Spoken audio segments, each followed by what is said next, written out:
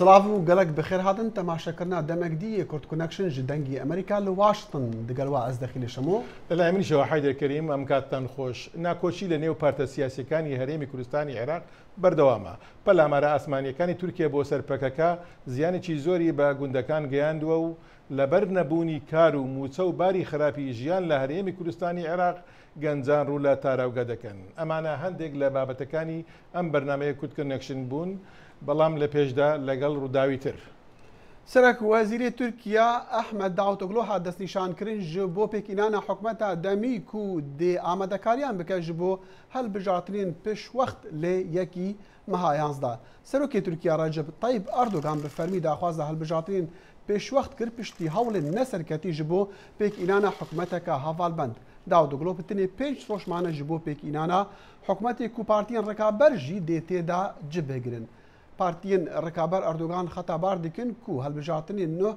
هيفيا وينا بارتياوي اك بارتي برانيه بدز وبيند هالبجاتنا عنده وبحال خالداوي بكاربا حكمتي دا بمزرينا لراور قرتين انه خويا دكن كو رنگا اك بارتي لهالبجاتني دهاتي بتر اندامن برلماني جدز بدا ڕۆژی سێشەمە دەسەڵاتداران لە ئیسپانیا و مەغرب چواردە کەسیان دەستگیر کردووە و دەڵێن ئەوانە بەشێک بوون لە تۆڕێک بۆ پەیداکردن و ڕاکێشانی شەڕکەران بۆ داعش لە عێراق و سووریا.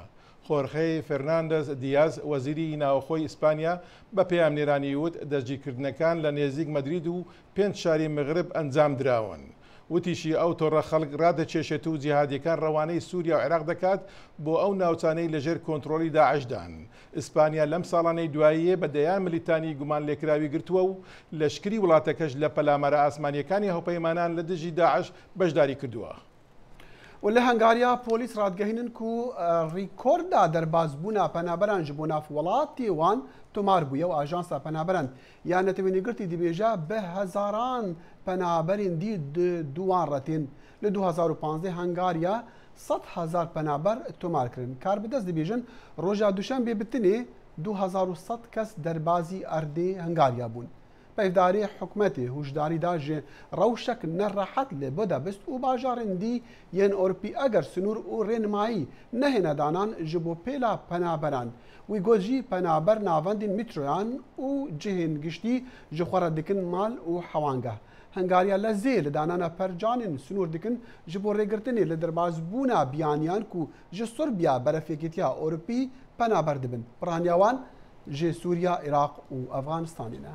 ناکۆچی لە نێو پارتە سیاسیەکانی هەرێمی کوردستانی عێراق بەردەوامە و پارتی دیموکراتی کوردستان سوورە لەسەر ئەوەی مەسعود بارزانی وەک سەرۆکی هەرێم بمێنێتەوە هەرچەندە ماوە دەرێژکراوەکەی لە 20 ئەم مانگی هەشتا بە کۆتایی هات بەڵام پارتە سەرەکیە سیاسیەکانی دیکە دەڵێن ئەمە مەسەلەیەکی یاساییە و ماوەی بەڕێز بارزانی تەواو بووە.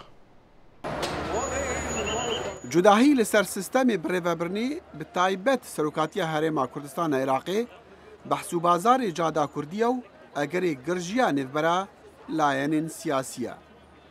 لە 28 دوو ساڵن دەمێ درێژکریە سەرۆک مەسعود بارزانی پشتی دووگەڕین سەرۆکاتیە بداوی هات. لێ ئاری هەرسین ئەندامێ پەرلەمانی هەرێمێ لەسەر لیستا پارتی دیموکراتی کوردستان دەبێشتن بارزانی هەر سەرۆکە. زۆر تەبیعیە تۆ باسی کێشەی مەسایدی قانونی سەرۆکاتی هەرێم بکەیت. بەڵام عاقلانەیە بیت لە مەسلحەتی وڵاتی خۆ بکەیتەوە لەبەرەوەی حاڵەتی استثنائیە من لەسەر ڕەنگە پارتی ڕژدیە لە هەفهاتنا سیاسی دکا لێ لایەنên دژ دەبێژن پرسا سەرۆکاتیە پرسە قانونیە نەبەس ئەڤە بەلکو مونیرە عەلی عوسمان ئەنداما پەرلەمانی هەرێمێ لەسەر لیستا گۆڕان دەبێژتن بارزانی ئێدینە سەرۆکە مەسەلەی سەرۆکی هەرێم پرسێکە تەواو یاساییە لەبەر ئەوە مەسعود بارزانی ئێستا سەرۆکی هەرێمی کوردستانیە بەپێی یاسا جگەلەوەی سەرۆکی پارتی دیموکراتی کوردستانە ئەبێ بەدیلێک هەبێ بۆ یعنی ئەوانەی کە دەڵێن نابێ ئێستەبی گۆڕین سەرۆک دەبێ بۆ 2 ساڵی کە درێژ بکەینەوە لایەنەکانی ترش ئەبێ بەدیلێکیان هەبێ کە ئەگەر سەرۆک نەمێنێت چی دەبێت ڕاستە بە پێی یاسا قانون سەرۆکی بەرلەمان جێگای دەگرێ ئەوانە هەمووی تەواوە بەڵام یعنی ئومێد دەکرێت کە مەسئلەکە شخصي نكره اما لايك هي تريش اگر مسألة مبدأ بيه مبدئي نظامي سياسي بيه من لا موايا يعني دكريه بردوام بن لمناقشة ام موضوعها خەڵکی عادەتی هەرێمێن نەڕەحەتە لە هەمبەرڤێ ڕەوشە ئالۆز لە دەمی هەرێماوان بەرهەنگاری درنترین کۆمەڵا ئیسلامی دەبە و قەیرانێک ئابووری دگەل سەدان هەزار پەنابەران و بێکاریە لەوان هەموو ئالی خوا لە پێش بەرپرسیاریەک دیرۆکی دبینن هەموو لایەنە ئەو لەدا بگاتە نەتیجە بەڵام هەر لایەنێک تەبیعی بیرڕای خۆی هەیە تەرحی خۆی هەیە بەڵام هەموو لایەنێک چەق لەسەرەوە کاتەوە کە پێویستە ئێمە بگەینە نەتیجەیدا هەرچەند جادا هەرێمێ ji karê partiyên siyasî nerazî be lê danûstandin rêka rast e û hîviya çareseriyê di berdewamiya wan de ye. بەلای منەوە مهم ئەوەیە بەردەوام ببن لەسەر ئەو مناقشەیە حتا بگەنە نەتیجەیەک ئەو نەتیجەیە طبعا حتما نتيجەیەکە کە وەکوڵێن يعني حلی وەسەط بێ کە هەردوو لا پێی رازی ببن ئەوە زۆر باشترە لەوەی کە مەسئلە ببێ بە مواجهە و ببێ بە توندی چاودێر باوەڕ dikin ئەگەر گشت لایەن ئامادەی ji berdana bin çareserî dipsanahî bitin ئەگەر na paşa roja esbûna herêma Kurdistanê di cîhana germ û pirşer û şora rojhilata navîn de nexuya. و دگەل شەڕێ داعش هەرێما کوردستانە عێراقی ڕاستی کێشەین سیاسی دەبە لایەنên سیاسی دانوستاندنان dikin ji bo lêk nêzîkirina cudahîyan û rêkeftinê li ser serokê herêmê Pitir Şirove di raporta Yehya Berzincî de. مەترسی دەسەڵاتی هێزە ڕادیکاڵە ئیسلامیەکانی هاوشێوەی دەوڵەتی ئیسلامی جیهانی تووشی شۆک کردووە ئەزمموی شەڕەکان دەری خستووە ئەو هێزانە بەرگەی شەڕی داعشیان گرتووە کە لە نێو خۆیاندا تۆکمان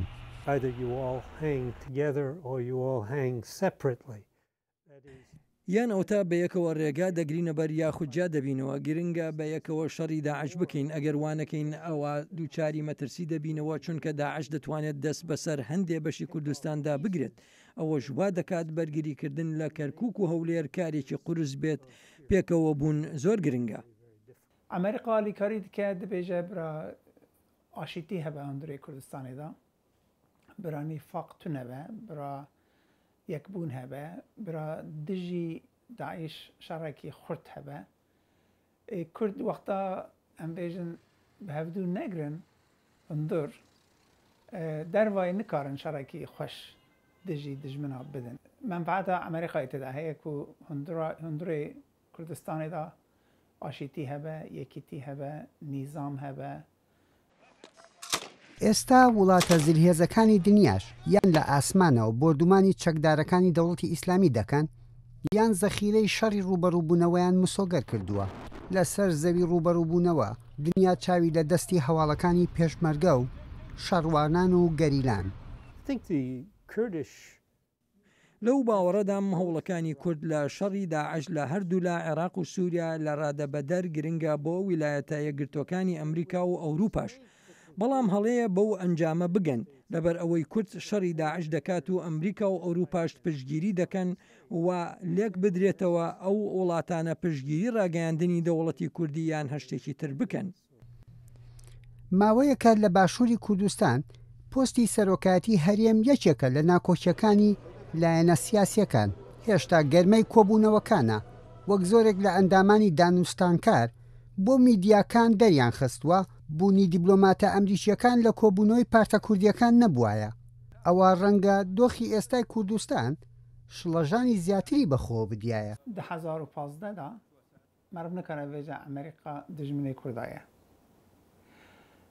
ئەمبێژن 15 ساڵ بەرێ یاژی 20 ساڵ بەرێ مەرێتکاری بوو بڤێژە ئەمریکا ئالیکاریە ترکا دکە و ترک شەڕی کووردا دکن ئیرۆ تشتێکی نو هەیە ناوێوی داعیشە سەرێ ئەمریکیە ژێ دکە سەرێ کووردا ژێ دکە قەیزێن یەزیدیە ئەسیر دکە یان و نابەینا کووردا و منفعەتە کووردا و منفعەتە ئەمریکای هاتیە نزیکی هەفتوو Kurdistan is in a very sensitive part of the world.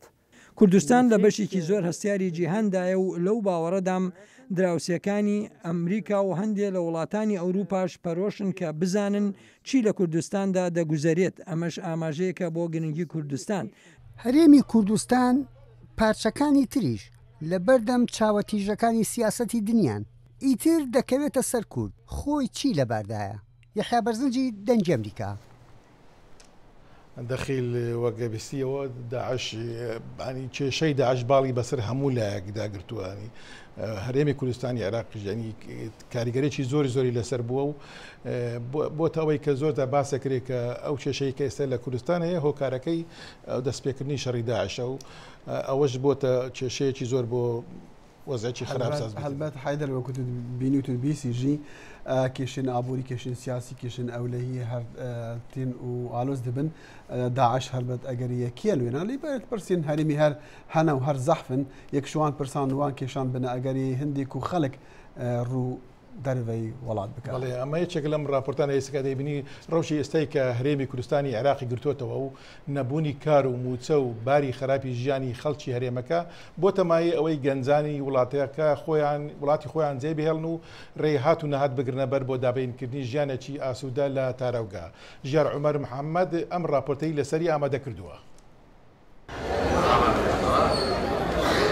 جارێکی تر لە هەرێمی کوردستان هاوشێوەی ساڵانی نەوەدەکان کۆچی بە کۆمەڵی گەنجان بۆ دەرەوەی وڵات دەستی پێکردوتەوە کە لە ناو خەڵکدا بە کۆچکردن بە ڕێگەی قاچاق بۆ هەندەران ناو دەبرێت. چەند مانگێکە لەوەتەی قەیرانەکانی دارایی لە هەرێمی کوردستانە زیادی کردەوە. قەیرانەکانی تر کەڵەکە بووە بەهۆی ئەو پەیوەندیە ناجۆری کە حکوومەتی فیدرال سەفاوەتی بەسەر هەرێمی کوردستانە بۆ دروستکردن و زیادکردنی قەیرانەکان لەسەر هەرێمی کوردستان و فشار دروستکردن لەسەر ئەم وڵاتی ئێمە وەکو هەرێمی کوردستان بێگومان گەنجان ناچار بوون کە لە بێکاری لە بێ ئیشی لە بێ دەرامەتی ڕووکەنە دەرەوەی وڵات. بەشێک لە گەنجان هۆکاری بەجێهێشتنی نیشتیمانەکان بۆ سەرنەکەوتنی حکوومەت و مشتومڕی لایەنە سیاسیەکان و ناکۆچەکانیان لەسەر پۆستەکان دەگێڕنەوە. لە وڵاتێکای تۆ تێگەڕایەوە حیزبانی کە لە وڵاتەژین و حکومڕانێتی هەم وڵاتاکەن میلەتان بەس بۆ واوێ خۆیانی پێڵ بژێرت. هەمووی بێزارە لە وڵاتە خۆم شخصی خۆم ئیستا مەساعی ماڵ مناڵ نەبوومایە هەر ئیمشۆ منە ڕۆشم بۆ خارج. گەنج کاتێک لە سنووری کوردستان دەردەچێت ئەو کات مەترسیەکان دەست پێ دەکات لەسەر ژیانی. لە ساڵی ڕابردووەوە بەپێی ئامارەکان زیاتر لە 2000 پەنابەر لە دەریاکاندا لە کاتی پەڕینەوە بەرەو وڵاتانی ئەوروپادا خنکاون. گەنجان ڕێگەی هاتوونەهات دەگرنە بەر بە مەبەستی گەڕان بە دوای ژیان و ئاسوودەیی و ئارامیدا. بەڕاستی ئەمە بۆ ئایندەی هەرێمی کوردستان کارێکی زۆر خراپە کە هیوادارین بە هەموو لایەکمان بتوانین بەرگری یا ڕێگری لەم جاردێک. فترەتی بەشەریەکە فترەتی ئاژەڵی ژوایە لە ئەوە بیدایەتی بەشەری ئەمەی بە دوای لەوە ڕوشێنی باشتر ئاگەڕێن. لێرە تۆ لەوە ڕشن نیە، لێرە تۆ ژیانت نییە، تۆ لێرە هەست و شعورت مردووە، هەموو وەسەکانە مردووە. تۆچی خۆ دەدەێت دەست قاچاقچیەک و قاچاقچەی لە وڵاتێکی ئەوروپی فڕێتە لانی کەم پاش 10 ساڵە بیتە مەنیجەری پیتزاوە دڵنیا بە مەنیجەری پیتزابی پاش 10 ساڵ زۆر باشە لەوەی کە لە وڵاتێکە بیخوان و بێنان و بێسراحەتە سەرۆکی هەرێم بێت. بەشێک لەو گەنجانە هۆکاری مانەوەیان تا ئێستا لە وڵاتدا بۆ ئەوە دەگەڕنەوە کە قاچاقچیەکی متمانە پێکراویان نەدۆزیوەتەوە. چی بکەم لە وڵاتەیە؟ چی بۆ منی گەنج هەیە؟ وەڵا قاچاقچیەکەم بۆ بدۆزنەوە منیژەڕە یەک سەعات لەم وڵاتەیە ناژیەمەوە قات. لەگەڵ ئەوەشدا زۆر گەنجان مانەوە لە کوردستان بۆ بەجێهێنانی خەونەکانیان بە ئەرکی نیشتیمانی دەزانن. بەنسبەت گەنجەوە لەو قەنەعاتەیە منم هەو گەنجە هەست بە ئینسانێتی خۆی کا پێویستە لەم وڵاتە بیدڵنیا بکە بێزارە. من بە هیچ شێوە ڕێگریش ناکەم وە خۆیان ئەگە بڕۆن دەریانە بەڵام بڕۆنە دەرەوە بمشە بەڵام بەنسبەت خۆمەوانەیە زۆر کار و ئامانجم هەیە کە لەم وڵاتە جارێکە ماومە.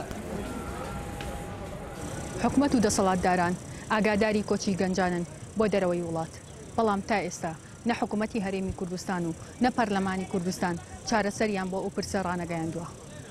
ژیار عومەر محەممەد، دەنگی ئەمریکا، سلێمانی. پەلامارە ئاسمانیەکانی تورکیا بۆ سەر پەکەکە زیانێکی زۆری بە گوندەکانی گاندووە و هەروەها دانیشتوانەکانی. گوندنشینەکان ماڵ و باخ و ڕزەکانیان جێهێشتووە و ڕوویان کردوتە شارەکان. کاوە عومەر ئەم راپۆرتەی ئامادە کردووە. بردمانکردنا فروکên Tirkiye li ser Başûrê Kurdistanê bûye sedema wê çendê gund hatîne çolkirin û xelkê evan gundan bax û bîstanên xwe bi cih hêlayne û nûker li bajêr rand a kincîne. Gundê Sigêrê dikevîte binarê çiyayê Metînî devera nihêliyan çend caran hatiye bordûmankirin ji bal firokên Tirkiye ve û pitiriya aqar û keskatiyê evî gundî hatiye şewitandin. Bi goreyî gotinên xelkê evî gundî gelek zerar û ziyanên maddî لكفتين جارا قد طيار هذا جواد هذا قسم نيا قندي كي هاتو بيني قندي شلكي هولي كي دورو بور من هلا بيستان هلان يعني معيشتي ما هم يتقدا تبقى دفعون كازونا هيك عملوا احتمال 200 سال ما كان يف كازونا جا قدي تعویض بنابه تعویض نبنابه بردمانکردنا deverên sunûrî nebtinê ziyanên maddî hebûyne belku gelek bûyne qurbanên evê çendê Salih Umeriyê temen 43 salî babêyaz de zaroyaye jiyara xêzanawî li ser kirêkariyê û kirina giyayê zozanan wekî kengir û bayîk û mazî û gelekên din li roja 24 meha heft wekî hemî rojan navbirî beref aqarê çiyayê Metînî bi rê ket da ku hindek gilobigiya biketin û roja dîv da li bazarî bifrûşîtin ji bo xervekirina nanê zaroyên xwe belê bo qurbanê bordûmankirina firokên Tirkiye û lingekê xwe ji dest da. Piştî ez birînda û hema ji ser çanga hotê hata ez qederekî dûr hotê. Ev û minê goskiye birakî min gelin û xwazakî minê goskiye şînka evê totiye min. Piştî hingî jî evê totê ez pişekî biriyê hingî telefona û video kirî seyara hotiye me seyara pişeko şoreyê nêzî bû. أطوتي ما شوية فازينو تقول ماهوش خونه بيجي أنا سايش أخوي أودي بوم. هر جرای کفتی 24 ماه هفته ایسال تا نوکل سنور قضا آمدی سر به پارێزgeha دوهوکی و gelek dever hatne bordûmankirin ji bal firokên Tirkiye ve wekî devera berêgareyî û nihêliyan û nêr û rêkan û gelek deverên din ji ber hebûna baregahên Parta Karkerên Kurdistanê PKK belê zerermendê serekî hawlatiyên sivîl bûyne ji ber ku hindek gund hatne çolkirin û gelek aqarê evê deverê hatiye şewitandin. Kawa Ömer Dengê Amerîka qeza Amêdiyê. Digel daxwaza hilbijartinên pêşwext li Tirkiye û piştî ragihandina şerên li dijî Daeş û li dijî PKK pêşbîniya guhartinên siyasî li Tirkiye tê kirin. Hevseroka Partiya Gelên Demokrat HDP Figan Yüksekdag wan guhartinan digel Peyamnêrê Dengê Amerîka li Stenbolê Salih Turan hevpar dike. Biz bunu her zaman savunduk.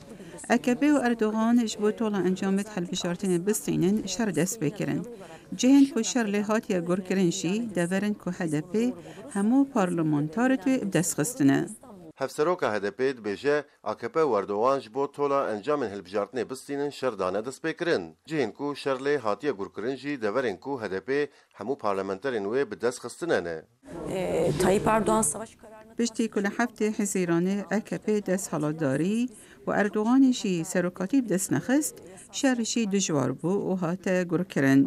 لوراشی دیاره که اف شر اشعالی حکومتی و هاتی دست بکرن و قد نافکرن که گریدای راگهاندن داخازن گلیت ریوبرین خسریبه. جهن شر او باجار و نافچنه که AKP قد لوان دنگ نستاندنه. tam tersine AKP ما دموکراسی سیاسی لگور پیوان جهانی را وکریه و ام وک مدل دموکراسی بشدار که هر کس تعداد چه خوب بستینه تعریف دکن. لهر دره ترکیه آنکل شرنخیجی لازمیره و استانبولشی خسری وره راگهاندن ام وی راست بینن. لورا ام نافکرن که شر پشتی راگهاندن خسریان دست بکریه. kendi yaşam alanı حکومت AKP و اردوغان به وی هلبشارتنا کوان فرض کریه و هر جور حیله و ریبازان بکار بینن. لام اشبو ویشی آمادنه و ام اشبو اولکاری دنگان و صندوقان برای خستنیا خو یا گل بدن پیش. uygulamayı bir darbe döneminde görmüştü. 80 هلوستما پر زلاله. ما تجاری پشتی هلبشارتنه لآلی قیرانی جی نگرد. ام نهاجی همان هلوست خود دومینن. ام خول هم بر گل خو بر بسیار دبینن. ما گوت بو ام دکارن ده حکومت هلبشارتی دا جی بگرن. دوی بریارم مدا تی گهورینک تننه. ما تجاري نخستيا كريزان جش بكن لحفت حزيران مجود أمنا لدجي حكومة كولاسيوننا أم بيشكريا حكومة هفالبندية أكابي وجهة بيجيد بكن نها أم دبيجن دي حكومة دمكيدا چه وظیفه بکه سرمه ام بشدار ببن. اف هفینا دیگل هف سروکا هدپی ویل سرمال پرین دنگی امریکا و دنگی امریکا بدریجی بیتا آماده کرنو بلا بکرن. البته شارزایان دلن کاتک داعش لبرکانی شردا شکست دخوات زاتل برانبر هێزە کوردیەکان بێت یانیش بەهۆی پەلامارە ئاسمانیەکانی هاوپەیمانان بێت ئەو ساپانا دەباتە بەرڕێگای تری وەک بەکارهێنانی چەکی چیمیاوی و تێکدانی شوێنەوارە مێژوویەکان. سیروان قچۆ ئەم راپۆرتەی ئامادە کردووە. دناف چەند هەفتەیەن داویدا ڕێخستنا دەوڵەتە ئیسلامی داعش یا تەرۆریست ێریشên بەرفرەه لە هەمبەر دەڤەر û شوونوارên dîrokî li Sûriyê pêk anîne. Di encamê de perestgeheke dema Romanyan li bajarê Tedmûr yê dîrokî wêran bû û kenîseyeke Mesîhiyan li parêzgeha Himsê hate roxandin. Berî wê yekê jî Daeş pisporekî arkeolojî yê bi navûdeng lê Tedmûrê serjê kiribû û laşî wî li kolanekî nîşan dabû. Li gorî Ajansa UNESCO ya serbineteweyên Yekbûyî ve kirinên Musa yên Daeş wekû tawanên şer tên jimartin. Li vê dema ku Daeş van kiriyaran dike, ew bi karanîna çekên kîmyawî li dijî Kurdan li Sûriyê û Iraqê jî tê tawanbar kirin. Gelek rêxistinên pispor yên navneteweyî jî didin zanîn ku Daeş bi rastî jî çek li dijî Kurdan bikar aniye. Karbidesên Amerîkî dibêjin maddeyên kîmyawî hatine dîtin, lê hîn nehatiye piştrazkirin ku Daeş ew li dijî şervanên Kurdan bikar aniye. Tiştê ku ev encam ji me re dibêjin ew e ku kerestên kîmawî hene. Ew bêhtirî vê yekê tiştekî di nabêjin. Jer ew ê çend hefte derbas bibin heta ku taqîkirdin bi dawî bên, wê çaxê ew ê were zanîn ka çi bi rastî têde ye û çi hatiye bikaranîn. Wekû çavdêr dibêjin, Daeş siyaseteke sistematik di şerê xwe de birêve dibe. Lê dema ku firokên şer yên koalisyona navnetewî û şervanên Kurd li Sûriye û Iraqê gelek serkeftinan li dijî wê bi destînin, rêxistina terorîst berê xwe dide giryarên din wekû wêrankirina kenîseyan an jî bikaranîna çekên kîmyawî. داعش كان هر سلاح كي استعمال يعني جرنا نفط بروبليم سنه يعني قدامي سي بني ادم وقت برقا جاجي دكي او كيماوي دكي بس وقت ما خاندي يعني تحليلات ميديا وداري يعني بريس وداري او دبن قاچه كدي وهنا انا تابيج او ذخيره الجيش العراقي تو هيك شفت اسوان كافي تابيج من خبرس كرد هاي ما راه دغرا زني او جمل قوان عرب بشكل عام يك جوهري من تلي وان سر كرد مكنه جدما کو کوالاسیونا ناونتوی سالا بوری دست به ایریشن آسمانی لی دجی داعش کریه ویری خستنه گلک دور جدست خواه دانه. لی ده همان دمه ده و گلک کرینین هووانه لی دورین کو هین کنترول دکه پیک آنیه. اف جی پرسکیتی نه هولی. گلو انجام وان ایریشان ده حتی کیجان راده یه به لکو داعش جهولی رابه. اما برأيي من عسكريا تركنا كان بس بأقل بشهور كانت وقت education أو كي وتابيت سياسات تحكي عن إيه أجي تمويلي ولا أجي بريوانت كي بسكني يك سلاح جراناته لشكري دربنا بني شيشان وبني قوقاز وبني أوروبي وبني جبوزني نظام شيء كتني ودري حمية سدي بينج جوانا يعني أبي من بالي سدي بينج سوري عراقي نو سدي بينج دن ساروكي وانجي داعي ناس سورينا وكي دياره داعش خودی آجنده که برفره و دمدریجه که ددمه که کرد ده بداوی نابه. گفه اویجی نتنه لسر خلکیه لیبله لسر دیروک و کلتورا هرمه که ودگره صدین سالان. دبه که به هویتیا داعش یا بردوام و ویرانکرین اویا سیستماتیک ایدی جیهان رشد ببه که بریارا تنکرین اوی بکن آرمانجا خواه یا سرکه. سیروان قرچو دنگ امریکا. حکومت بریتانیا و ایرانی بالیوس خان خال پایتخت هفدو فکرنا و وزیر درو بریتانی پس نا پینگاون هر دو ولاتان ده و دی بیجا اف دلیوه جبو دانستان دنو دیالوگا پیتر فکری دنف برا هر دو ولاتان ده. فلیپ هامۆند وەزیری دەرەوەی لەندەن پاش سەردانیکردنی باڵیۆزخانەی بەریتانیا کە سەر لە نوێ لە تاران کرابەوە گوتی شتێکی گرنگە دەرگای دیالۆگ لەگەڵ ڕێبەرانی ئێران بکرێتەوە. ئێمە تێڕوانینێکی ڕوونمان هەیە لەسەر ئەوەی ئایندە چیمان بۆ دابین دەکات کە دەرفەتێکی مەزنە، بەڵام ئێمە ئەوە دەزانین لە هەندێک حاڵەتدا هەمیشە ناکۆک دەبین و هەندێک جاریش زۆر بەتوندی ناتەبین، ئێمە لەوە ڕناکەین. ئێران باڵیۆزی بەریتانیای لە مانجی 11 ساڵی 2011 دەرکرد لەبەر پشتیوانیکردنی لە داسەپاندنی گەمارەی تونتر. 2 ڕۆژ دواتر بە سەدان خۆپیشاندەر هێرشیان کردە سەر باڵیۆزخانەکە و بەریتانیاش لە وەڵامدا باڵیۆزخانەی ئێرانی لە لەندەن داخست. پەیوەندیەکان لە وەتەی هەڵبژاردننی حەسەن ڕوحانی سەرۆکی ئێران بەرەبەرە بەرەو پێشەوە ڕۆشتن و وەزیری دەرەوەی پەسنی ئەو دەستپێکردنە نوێیەی لە پەیوەندیەکاندا. ئەمڕۆ ئێمە چوینە خۆناغێکی نوێوە لە پەیوەندەکان لەسەر بنەمای ڕێزگرتنی هاوبەش و سیاسەتێکی بنیادنەر و ئاڵوگۆڕ و دیالۆگ. باڵیۆزخانەی ئێرانیش ئەم هەفتەیە لە لەندەن کرایەوە. حکوومەتی بەریتانی دەڵێت دووبارەکردنەوەی باڵیۆزخانەکان تەنیا هەنگاوێکی سمبولی نییە، بەڵکو کەناڵێکی پراکتیکیە بۆ بەشداربوون لە گەلێک مەسەلەی کە جێگای بایەخن. هەرکە پەیوەندە دیبلوماتیکان گەرم دەبن، وڵاتانی وەک بەریتانیا چاو دەبرنە دەرفەتە ئابوووریەکانەوە، ئەمە بە پێی دیبلوماتی پێش و مێهرداد خۆنساری. بەڕەچاوکردنی ئەوەی کەوا تۆ دەکرێت بڵێیت ئێران بازارێکی مەزنی جیهانە کە دەستی لێ نەدراوە. هاتنەکایەوەی کۆمەڵی تۆرۆریستی داعش هەوپەیمانی نوێ ساز دەکات. ئێران کەوا وەک وڵاتێکی دوژمنکار تێڕواندراوە، بەڵام لە ڕاستیدا و لە واقعدا بەرەو ڕووی ئەو کەسانە بۆتەوە، هەر بۆیە من پێم وایە کاتی هەڵسەنگاندنەوە هاتووە. وەزیری دەرەوەی بەریتانیا گوتی بۆی هەیە یەکەم گەمارۆکانی ڕۆژئاوا دژی ئێران لە سەرەتای ساڵی داهاتوو هەڵبگیرێت.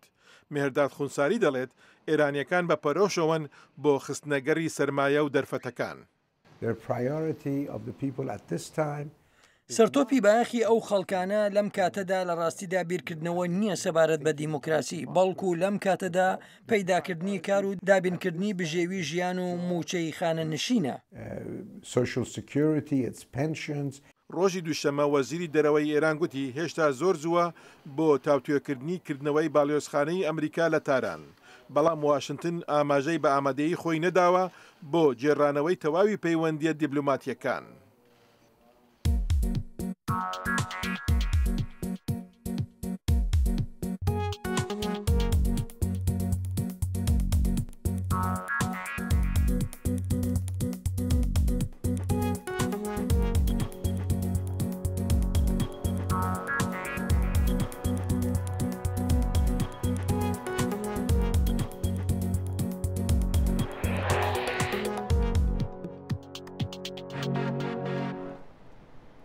نافدار استرامبیج و هنرمند لە ئاهەنگا بناوی وی دەی گەهانەڤ ji bo bihêzkirina torê cîhanî ku sengiya wê li ser guhartina cîhanî ye. Nêzîkî 200,000 xort gehanehev li 14 bajarên Amerîka û Kanada bo beşdariyê di vê destpêşxeriya perwerdeyê de ku carekê bû li ser televizyonên Emerîkî bête nîşandan. We will change the world. ڕێکخەرانی بۆنەی ویدەی وتیان کە ئەم بۆنەیە یەکێکە لە بەهێزترین بۆنەی گۆڕانی کۆمەڵایەتی بوو. ئەم بۆنەیە کە لە کەناڵی ABC پەخشکرا تشکی خستە سەر چەند چیرۆکی لاوانی گۆڕانکار لە ئەمریکادا لەگەڵ ئەو ناودارانەی کە بەدەنگیان بەشداری لەم بزوتنەوەیاندا کرد. گرنگ نییە تۆ حەزت لە چی بێت، ئێمە هەوڵ دەدەین دەنمان ببیسترێت، جەبابزانین چەند سەرکەوتوو دەبین. تەنها گەرەکمە ڕێز لە هەموو تاشێکی ئێوە لێرەدا بگرم و ژیانتان پڕواتایە و ژیانتان واتای گۆڕانکاریە لەم جیهانەدا. ئەم بزوتنەوەیە ڕێز لەو لاوانە دەگرێت ئەوانەی پێشەنگن لە گۆڕانکاری نێوخۆ و جیهانی. ڕێکخراوی خێرخوازی ویدەی زیاتر لە 5 میلیۆن هەواداری هەیە لە سوشل میدیا کە دەیکاتە گەورەترین خێرخوازی لەسەر ئینتەرنێت لە جیهاندا. سەما دزەیی، دەنجی ئەمریکا. بە سڵاوی تەواوی کارژێرانی بەشی کوردی لە دەنجی ئەمریکا ماڵاوایتان لێ دەکەین تا بە یەک گەیشتنەوە هەرشاد و سەلامەت بن. خواحافیز.